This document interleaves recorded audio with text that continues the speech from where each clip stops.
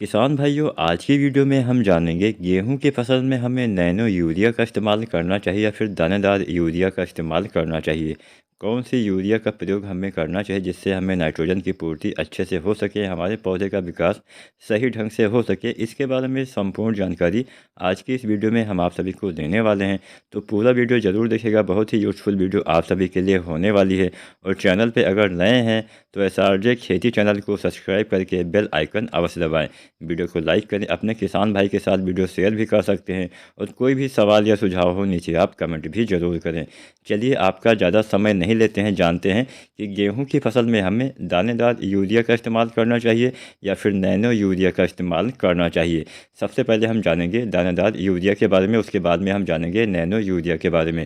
किसान साथियों, गेहूँ की फसल में हमें यूरिया का प्रयोग अवश्य करना चाहिए, चाहे जिस भी रूप में करें, चाहे हम नैनो यूरिया या फिर दानेदार यूरिया के रूप में। बिना नाइट्रोजन की पूर्ति के आपके पौधे का विकास कभी भी संभव नहीं होने वाला है।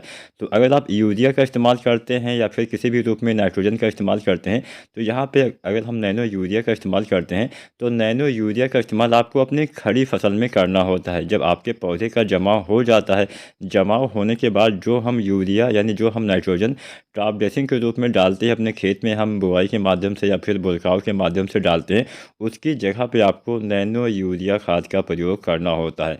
और जो हम खाद बेसल डोज के रूप में डालते हैं उसकी जगह पे आपको नैनो यूरिया नहीं डालना होता है, क्योंकि बेसल डोज यानी हम जब बुआई के समय जो खादें डालते हैं वो तो आपको डालना ही पड़ेगा। बुआई के समय जो हम खादें डालते हैं, चाहे हम यूरिया डालें, चाहे हम उसकी जगह पे DAP डालें, चाहे हम NPK डालें या फिर कोई भी ऐसी खादें जिसमें नाइट्रोजन होता है, उसका इस्तेमाल तो हमें अवश्य करना ही चाहिए।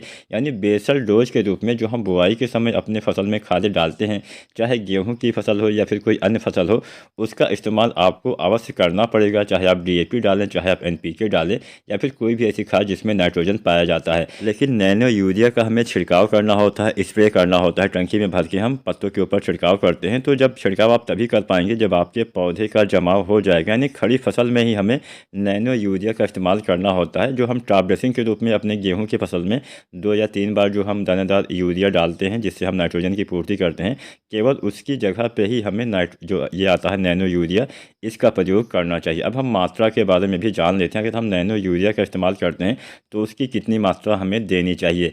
ये साथियों, गेहूं की फसल में या फिर कोई भी फसल हो, नैनो यूरिया की जो मात्रा है वो सेम ही रहती है। 2 से लेकर 4 ml प्रति लीटर पानी के हिसाब से ही आपको नैनो यूरिया का इस्तेमाल करना होता है। यानी 2 या 4 ml आपको लेना है नैनो यूरिया, साथ में 1 लीटर पानी के हिसाब से आपको इसकी जो मात्रा है वो सेट कर लेनी है। उसी हिसाब से आपको अपनी खड़ी फसल में इसका छिड़काव करना होता है।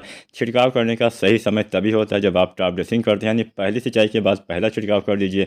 उसके लगभग 20 दिन के बाद दूसरा छिड़काव भी आप कर सकते हैं। वैसे आप चाहें तो 3 बार भी इसका छिड़काव कर सकते हैं। अच्छे से लाभ मिलता है, अच्छे से आपके पौधे की जो ग्रोथ है वो होती है। जो नैनो यूरिया होते हैं उसके जो कण होते हैं काफ़ी छोटे छोटे होते हैं। ये आपके पौधे के जो पत्ते होते हैं उसी में स्टोर हो जाते हैं। जब भी आपके पौधे को नाइट्रोजन जो एक्स्ट्रा पार्ट होता है वो स्टोर हो जाता है, जब भी आपके पौधे को नाइट्रोजन की कमी लगती है आपका पौधा वहीं से उसको रिलीज कर देता है। जबकि जो हम खादें मिट्टी में डालते हैं, मिट्टी में डालने से थोड़ा सा टाइम लगता है अवश्य, लेकिन वो भी काफ़ी अच्छे से काम करता है। तो अब आपको तय करना है कि आपके लिए कौन सा बेहतर साबित होने वाला है। अगर आप मिट्टी में डालना चाहते हैं तो वहाँ पर भी आप दानेदार यूरिया का प्रयोग कर सकते हैं। दानेदार यूरिया का इस्तेमाल किसान साथियों जो गेहूं की फसल में हम करते हैं, तो पहली बार तो आप बुआई के समय कर देते हैं या फिर आप DAP या फिर NPK के रूप में भी इसकी पूर्ति कर देते हैं। उसके बाद में पहले पानी पे आप 30 से 40 kg डालते हैं। उसके बाद में फिर से 20 दिन या 25 दिन के बाद फिर से आप जो 30 से 40 kg मात्रा डालते हैं। किसान साथियों, नैनो यूरिया के साथ कोई भी ऐसी खाद आपको नहीं मिलानी है जिसमें नाइट्रोजन की मात्रा पाई जाती है। बाकी आप लगभग सभी खादों के साथ इसका इस्तेमाल कर सकते हैं, लेकिन NPK वगैरह खादों के साथ मत डालिएगा। आप चाहें तो कोई भी ग्रोथ प्रमोटर भी इसके साथ आसानी से उपयोग में ला सकते हैं। नैनो यूरिया डालते हैं तो काफ़ी एक कम स्पेस में आसानी से उसको आप ला भी सकते हैं, उसको आप डाल भी सकते हैं। जबकि जो बॉडी वाली यूरिया आती है वो थोड़ा वजनदार होती है। फिर भी अगर आपको जो भी अच्छा लगे उसका इस्तेमाल किसान साथी कर सकते हैं। अगर आपने इस्तेमाल किया है, कभी भी डाला है, तो नीचे कमेंट करके हमें ज़रूर बताएं कि कैसा उसका रिजल्ट रहा है। धन्यवाद।